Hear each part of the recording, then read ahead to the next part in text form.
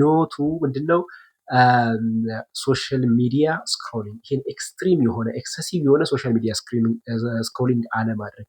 ባይ ዘ ወይ ይሄን ነገር ስናስተውለው በአብዛኛው ይመስለናል፣ ግን ሞስት ኦፍ ይሄ ስክሮል የምናደርግበት ሶሻል ሚዲያ ላይ የምንመለከታቸው ምንም አይነት ፐርፐዝ የለም። ወደኋላ እስኪ ተመልከቱ።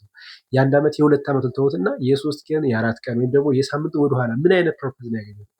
ነቲንግ ራይት። ላይፋችን ላይ አድ የማያደርግ ነገር ነው ስንመለከት ምለው። ሶ ፎር ሚ የምከተላቸው ፕሪንሲፕሎች አሉ።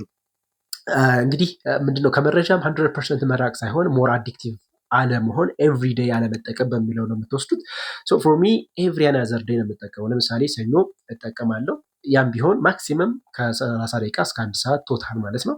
ደን ማክሰኞ አልጠቀም፣ ደን ሮብ እያልኩ ኤቭሪ አናዘር ዴይ ነው። እሁድ ደግሞ 100% የትኛውንም አይነት ሶሻል ሚዲያ አልጠቀም። ስለዚህ እንደዚህ አይነት ነገሮች ብትሞክሩት በጣም ሪሰርች ብታደርጉት በጣም የሚገርም ኢፌክት ነው የሚያመጣው።